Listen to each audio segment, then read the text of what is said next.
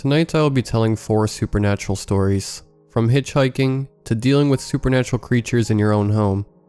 Nowhere is truly safe.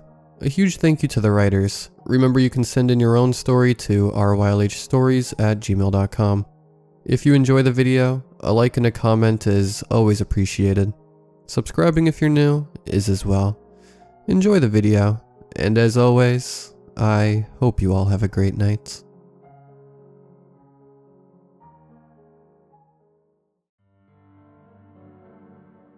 I'm not the type to try and hitch a ride from someone else. If I can help it, I would rather just get where I'm going on my own accord. When the engine of my car started to sputter its final breaths, however, it left me stranded. The particular stretch of road that my car decided to break down on was pretty removed from civilization. The nearest town in any direction is a 40-mile walk. Naturally, it was night. The type of night where you can see the stars dotting the sky, but you couldn't see 7 feet in front of you.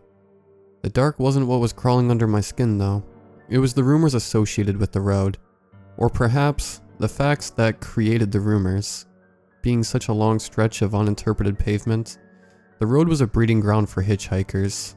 Not all who wandered this road would make the return trip home. It's estimated that around 70 hitchhikers would venture on the road and leave without a trace. Law enforcement eventually stopped investigating the disappearances, and would assume anyone lost on the road would be making it back home. The most recent of these cases being Lori, who was heading back home for the holidays. When she didn't show up at her parents' place a day later, they filed a missing report. She was a cute girl that looked good on missing posters, so people paid more attention than they would for the typical vagabond. None of which had commanding bright blue eyes, and fiery red hair like she did. The rumors of some serial killer patrolling the road sprang up along with more outlandish ideas like aliens or mystical creatures from the forest the road passed, as people try to justify her disappearance. Never the type for superstition, I have to admit that surrounded by a globe of darkness that stretched out forever, the rumors got to me. I decided it would be just as dangerous to sit by my car and wait for the morning to rescue me. If something was out there lurking, it was going to find me whether or not I was walking. And so walk I did. The light tapping of my rubber soles on the hard pavement was the only source of sound, other than the occasional cricket. Every time I would walk past a patch of turf that had grown particularly high, I could feel my body tense up for an impact that never occurred. As soon as I cleared each patch, the built-up tension would release in a heavy sigh. My breath swirled in the cool air. Whenever I pulled out my cell phone to see if I had received a signal, I was met with a red X in the upper hand corner. With the nearest cities so far away, towers would be an unlikely sight. I could have been walking for hours with little progress, each small and timid step barely distancing myself from the car, but with enough time. That too faded from sight. As I focused on the white line reaching out in front of me, I saw a faint glow pressing against the blacktop. My feet began to pick up a vibration as the yellow glow grew brighter and brighter.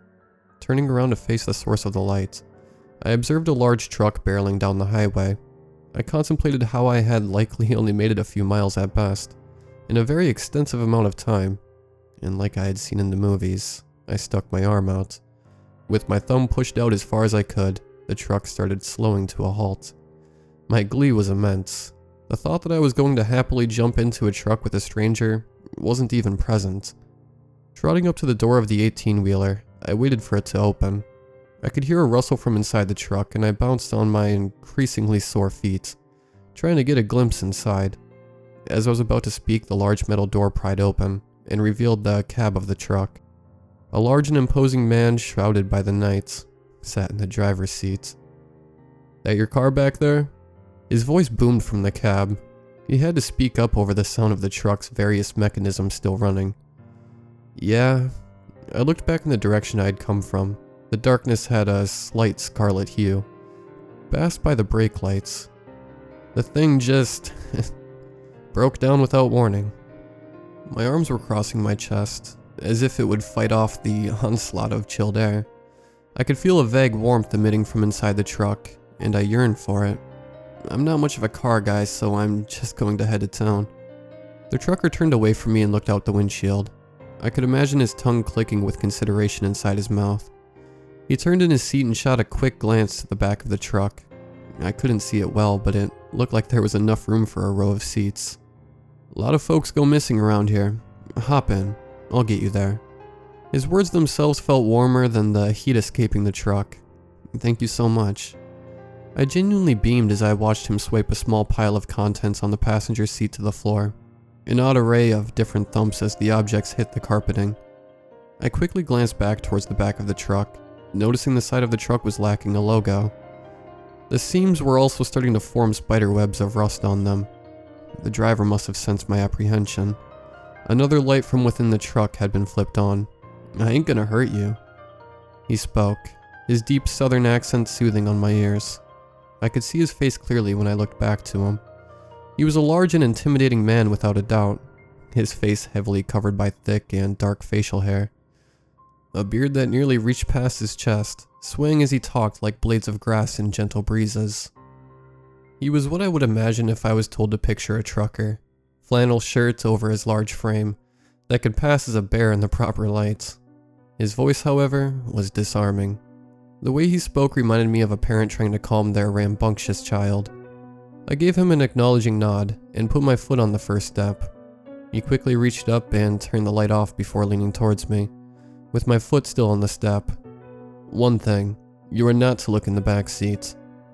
The calming aspect of his voice had washed away and dried into a stern cadence, like if a drill sergeant tried to calm down their rambunctious child. I froze for a moment, but as he leaned back in his seat, I lifted myself into the cab. The urge to look into the back seat was pretty immediate as I climbed into the passenger seat. Even out of the corner of my eye, I failed to make out any detail in the back seat. There was only the mask of darkness. I pulled hard to close the door. It shut with a resounding thwack, as if someone had hit the floor with a hammer.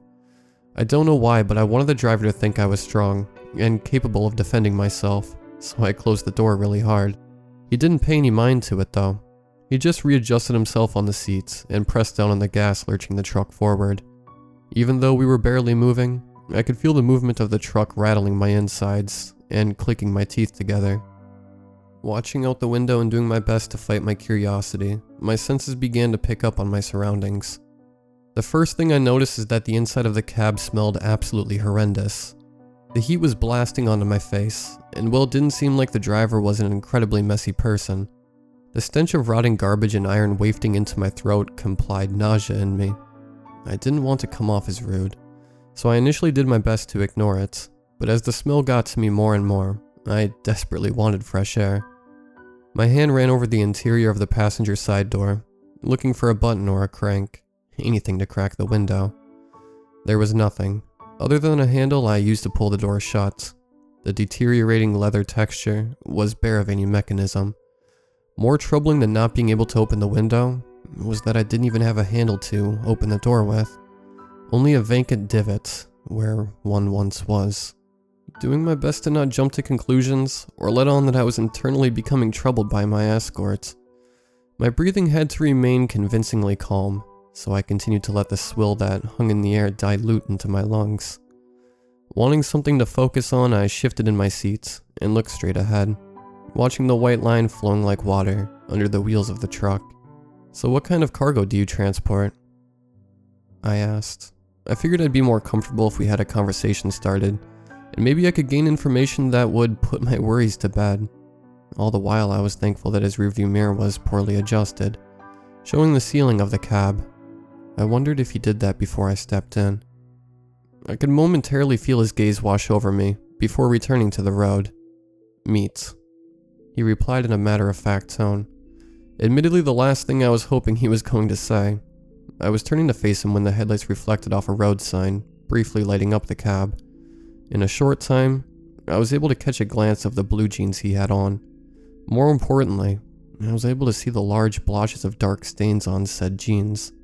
Dark red stains that glinted in the light, splattered like a Jackson Pollock in his ripped blue jeans.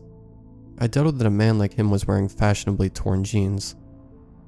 It was getting harder to still my breath, and I had completely forgotten my attempts to make conversation with the driver.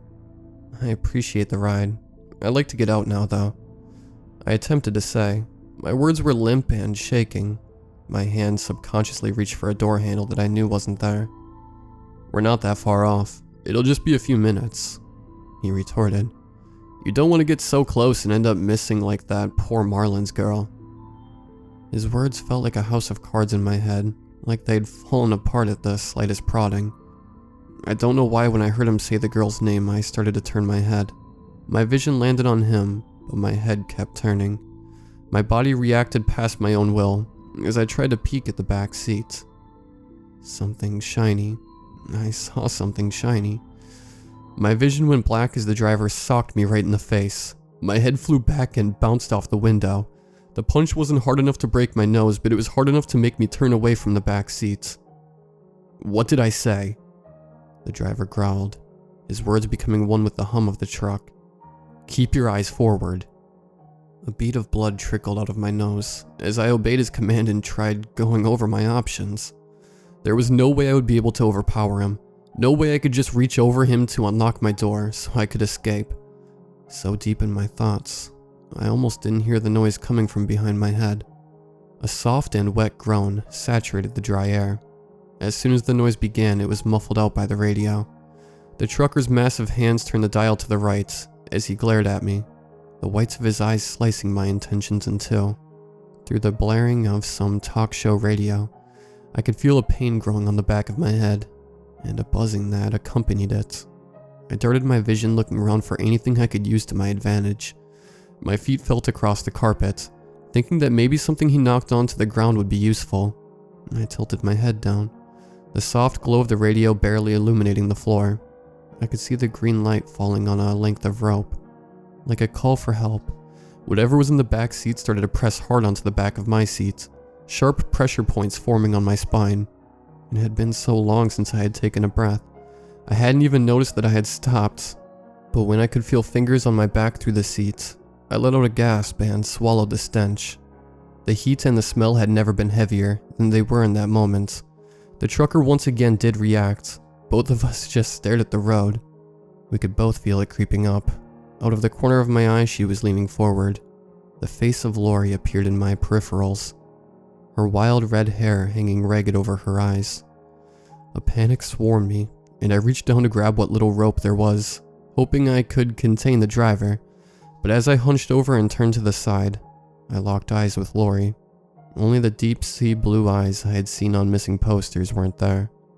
Instead, I was peering into an empty cavern that resembled a hole dug through rock, the dark of which stretched on forever, just as the night did. Her face wasn't pretty and pristine. It was stretched out and clumsily held with wires onto a raw body that looked like it had been skinned. The trucker turned quickly and pushed the thing back, all while spouting expletives. It wasn't Lori. It was wearing Lori. The way the thing tried to fight the trucker was animal-like, and the shrill cries it gave off rose above the radio. I almost didn't hear the click in all the commotion. My door had become unlocked, and handle be damned, I rammed my shoulder into it. I felt the heavy door move out a bit, before being halted by the hatch that required the handle to move it.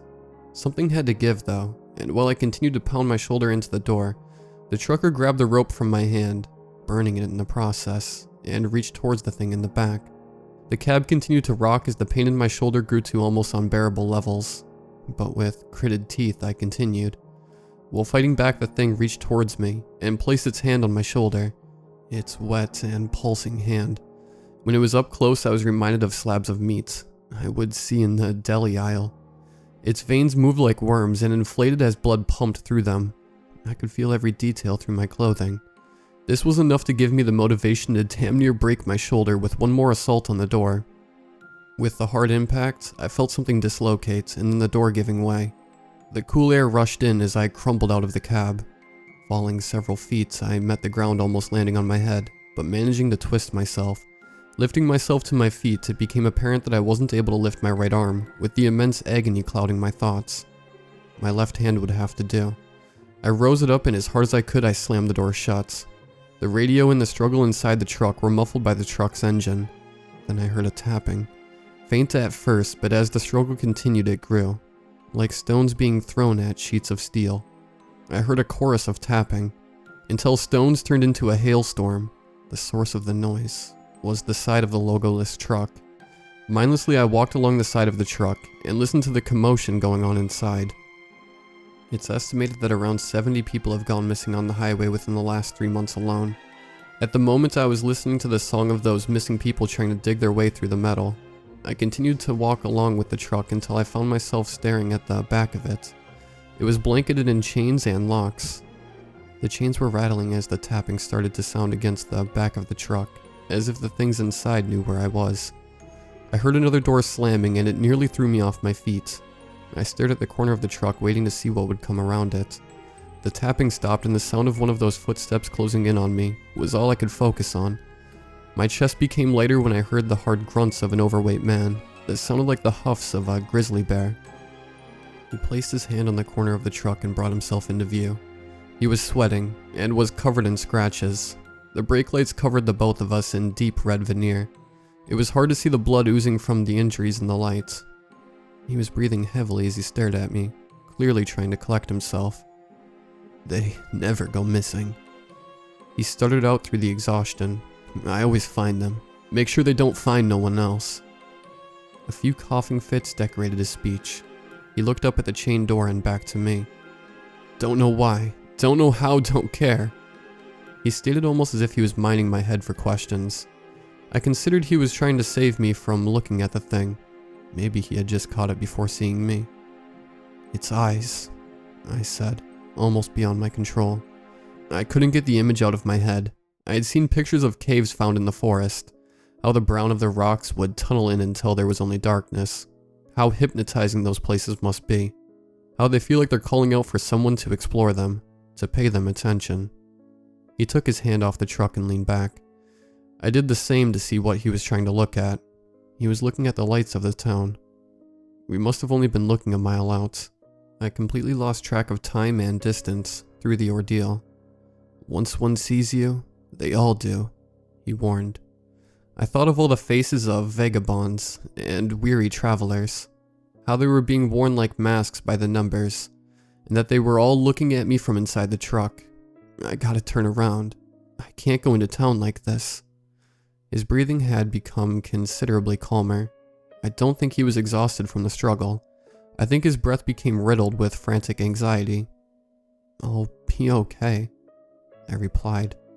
I wanted nothing more than getting to watch that truck driver far away from me. The trucker nodded and turned to walk back to the cab. "Thanks for the ride," I said. Empty words filled the night as he vanished around the corner. I walked back by the side of the truck and past the front of it. I continued walking along the road, covered in the silk touch of the yellow headlights. I heard the horn of the truck echo through the night, like a trumpet of war. I turned to face the cab and met eyes with the trucker. I lifted my arm and stretched out my thumb as far as I could. The headlights dimmed and the truck drove through the grass to turn around. It only took me about half an hour or so to limp my body back into town. I was thankful to find the mechanic before he closed up shop. He said he could help me in the morning and gave me directions to the hospital for my arm. I spent the night in the hospital being worked on. They popped my shoulder back into place. Couldn't feel a thing. I just kept thinking about those eyes. When the trucker honked his horn and I turned to face him, I could see her eyes like they were only inches away. My vision tunneled in on them, and they became all I could see before he started to drive away. Lori now has the most alluring eyes I've ever seen.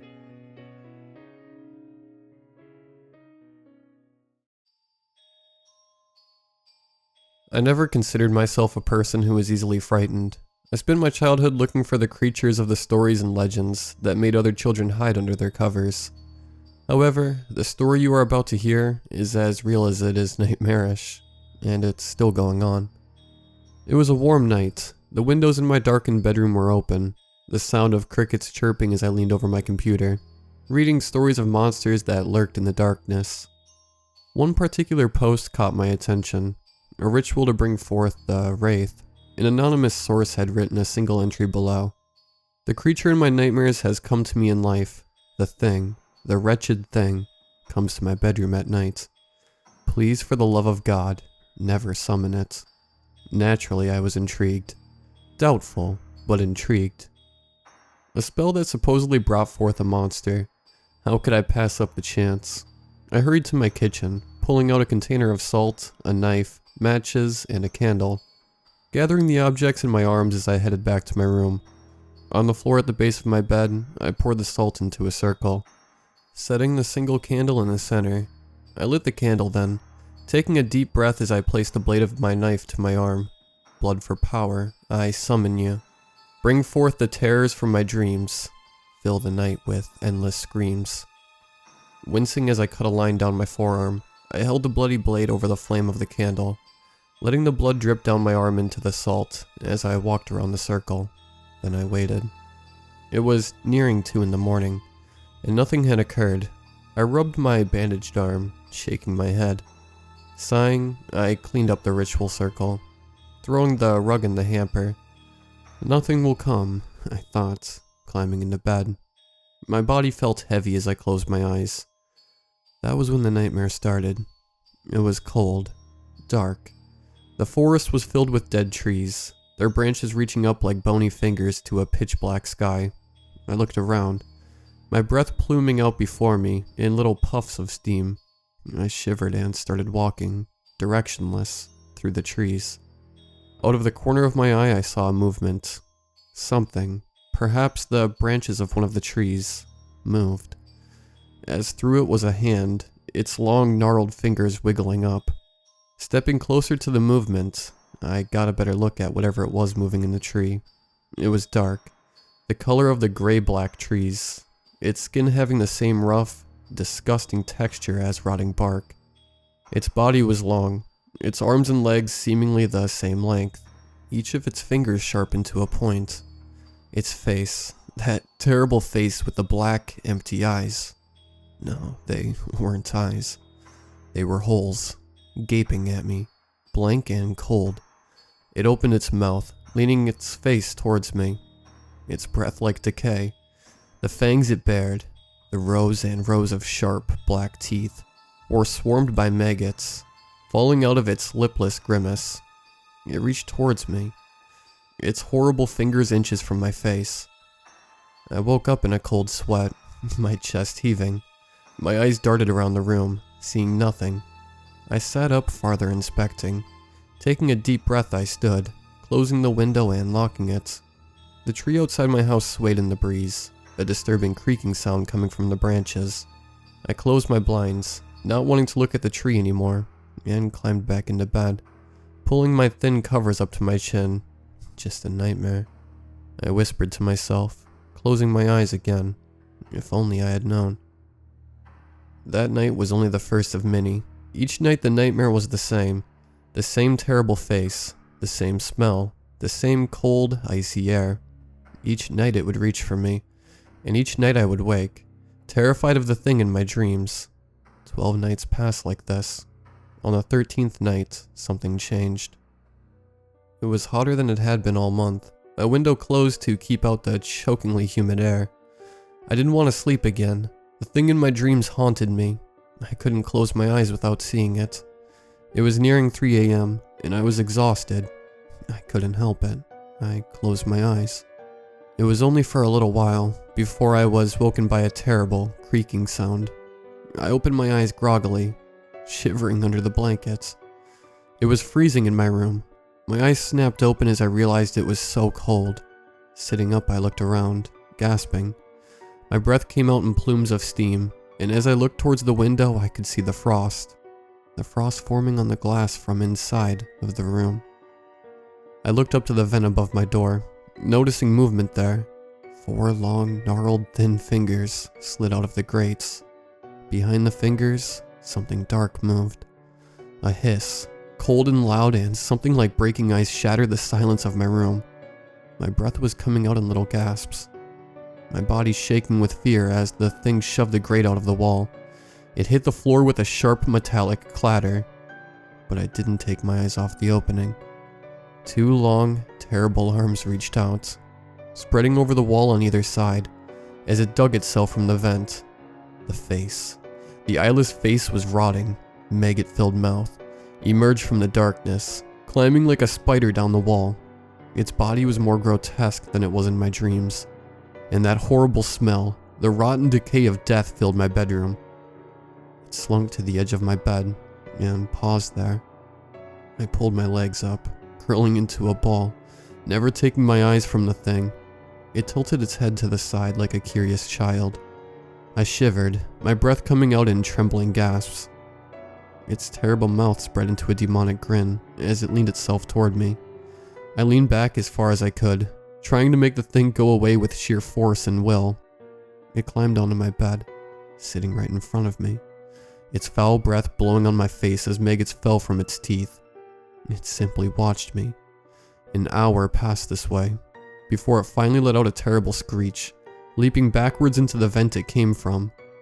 Every night it does this, and each night, it is more and more sinister in how it moves.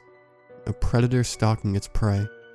I know soon it will come for me, and this time, it will do what it has prepared me for each night. Soon those fangs will be ripping my flesh open, so it can rip out my heart and devour it. This is my final message to all of those out there. Please, please don't summon the Wraith.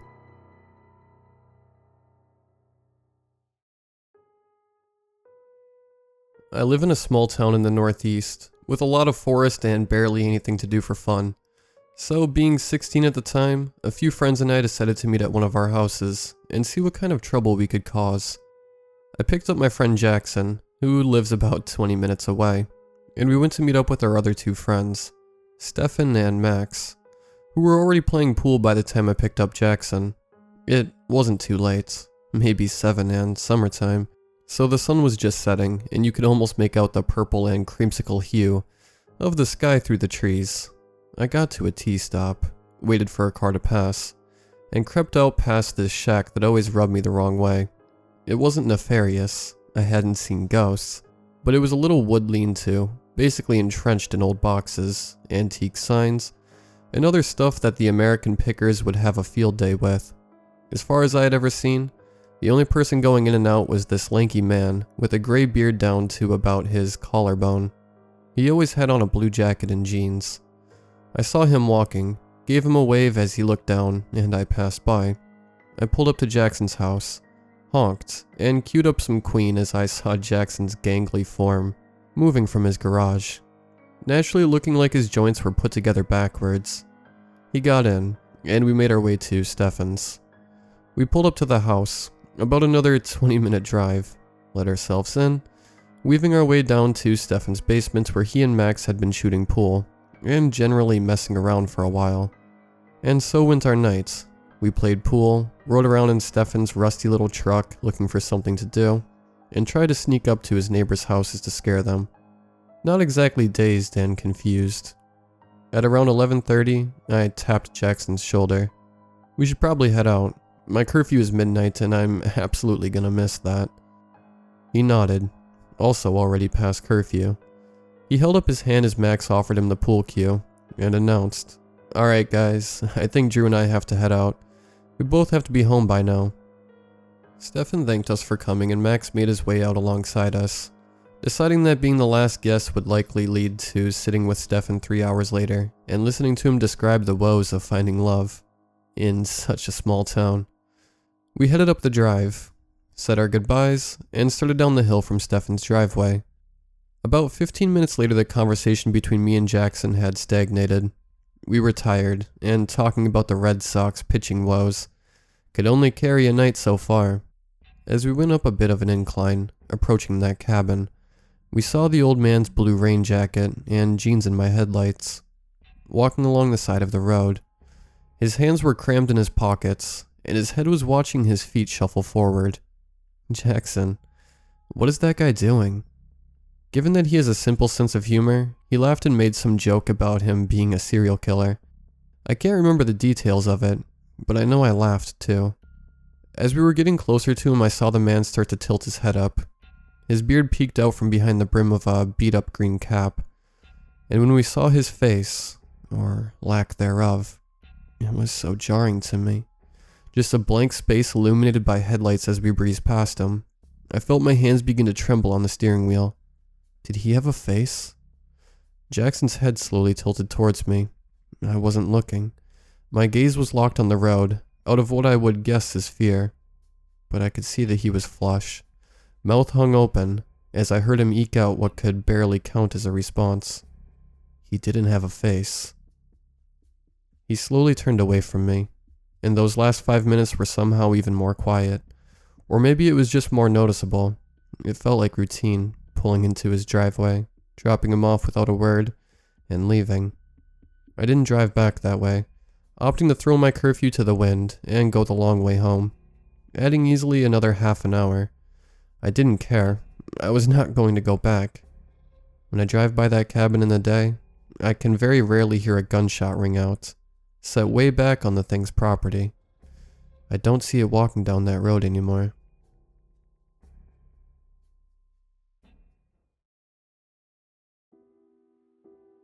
I came here to ask for help. I read somewhere once that if you think about something often enough, it can manifest itself in our reality, and I think I've accidentally done it. Or maybe they just sense me thinking of them, or maybe they've been coming for me all along. I think I'm getting ahead of myself though. Let me give you some background. I've had a serious fear of aliens for a long time, and this fear grows exponentially at night. For as long as I can remember, I've found myself becoming hypervigilant and paranoid around bedtime. I would run, smacking the light switch to off as I passed, and leap the few feet between it and my bed, scrambling quickly to the Fox safety of my covers. Even now, as a nearly 30-year-old adult, I still find myself going through the familiar motions of a well-oiled bedtime routine, which allows me to spend the least amount of time lurking around my darkened home, for fear of seeing something standing in the shadows. Thankfully, I live with 2 large protective dogs, and my level-headed, realist boyfriend, who all make me feel comfortable enough to fall asleep without becoming preoccupied with looming shadows or too dark corners. But the problem is, my boyfriend's work schedule often sends him off for a night or 5 at a time, leaving me home alone, fearing the darkness to come. In the summers here in the northern latitudes, we get long hours of sunlight, so I fear these times the least. But that means that winter comes and brings with it short, watery daylight hours, and long, inky black nights, which leave me jumpy and aware of every creak and shift in the house when I am alone. Now that it is summer again, I am feeling a stronger sense of confidence at nights, and am better able to relax in the dark. Perhaps this confidence has been misplaced, in light of what has happened to me now. Now, don't get me wrong, I love a good scare like anyone else. I binge horror movies and troll the dark, creepy forums of Reddit for hours to seek that spine-tingling, hair-raising feeling of being scared, which I think is where my problem began. Maybe I put too much mental energy into this, and I somehow created it. Like I mentioned, I've always had a fear of the dark, and with it, the fear of alien visitors creeping into my house at night to abduct me away from my warm, safe bed. Knowing these are my biggest fear triggers, my adrenaline junkie self has recently been seeking out more and more alien-based horror. YouTube videos, alien subreddits, movies like The Fourth Kind or Dark Skies. They all leave me breathless and shaking, but thrilled beyond measure, and searching for more ways to get that rush of fear while remaining safe and sound in my own home. Lights on, dogs wrapped around me. Maybe they knew I was looking. Maybe I'm just giving myself nightmares. God, I hope it's just nightmares. Because I think something happened last night, and I think it was real, but I guess I can't really be sure. I was home alone again, winding down with a stupid comedy movie I've seen a million times. I felt a sense of security with the TV flickering familiar images. I was counting on it lulling me to sleep before the movie ended, so I wouldn't have to find myself laying alone in the darkness of my empty house, and at the mercy of my mind or whatever comes in the night. It worked, because I fell asleep. And then it happened. I felt myself becoming conscious again, being roused back to wakefulness. My body felt heavy, and my head was thrumming with the pulse of my heart pounding away in my chest, which I noticed was skyrocketing to a heart rate well above what it should be, if I had just woken up from a deep sleep. And there was a hum. My body was buzzing. My eyes parted open, but my vision was unfocused and blurry, and it was dark. So dark. Too dark. There were long shadows cast against the walls. No, something was there. Something tall. Too thin. Fingers too long. It wasn't right. I strained my vision to my dog sleeping soundly beside me, unbothered and unaware. It wasn't sleep paralysis, I thought, noticing my ability to move, even if ever so slightly. But I felt overwhelmingly groggy, and the buzzing and humming and pounding was hypnotizing. I felt consumed by this growing sensation, and felt myself falling back into the respite of sleep. Except I saw faces dipping close to mine now. Skin shone pale in the deep veil of late summer night's twilight coming through the window. Eyes sucking me in. The buzzing, so intense now I couldn't focus. And then I'm awake, my alarm clock blaring. I roll over to hit snooze, and with the first squinting glance at the window to check the weather outside, my brain splits with a headache I wasn't ready to deal with today. I swear I hydrated yesterday, and I didn't even have any booze last night. Where did these headaches come from? And then it all came back to me. Like a freight train bearing down on me, the images rush back. The sensations, the strange, hypnotic, overwhelming buzzing. It seems familiar. This wasn't the first time I have felt this way either, waking at odd times, half groggy, half dreaming, feeling my heart slam rapidly against my ribs, unable to focus my eyes, shifting visions of shadows in my peripheral vision that I can't quite grasp. Fear crawled up the back of my neck as I considered the possibility of what I might have seen last night. As I write this, I am remembering similar experiences. In my childhood home at the age of 10, waking to my wide bedroom window casting shadows on something tall and wrong. In the small staff cabin, stuffed back and away in the wilderness of my first college summer job. Half waking to soft gray shapes and that buzzing. Sitting on the edge of my bed this morning, while dressing for work, I noticed a fresh purple bruise, narrow and long on the inside of my knee. A perfect line of tiny dots ran down the middle of it. I felt dizzy, and my stomach turned as I inspected this unnatural bruise. My head throbbed on with the headache I woke up with. I sat back, sighing heavily, closing my eyes and massaging my temples. I worked my fingers back along my scalp, trying to work out the tension there and find relief. As my fingers worked to the base of my skull towards my tense neck muscles, my fingers probed a tender lump, just at the back of my head. What the hell? This was getting serious and disturbing, and I had to shake off the growing sense of dread as I hurried myself out the door for my day at work. I haven't been able to quit touching the lump though, wondering what caused it.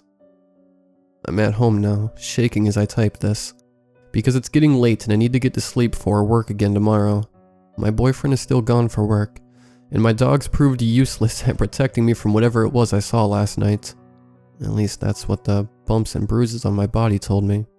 I'm not safe, and it's getting dark, and I'm getting tired. I don't know what to do, so I put on another stupid movie, and I loaded a gun and put it by my bed. My head feels funny and my headache is worse. The shadows are growing long, and my body feels heavy. Please, if you don't hear from me by tomorrow morning, tell someone what happened to me.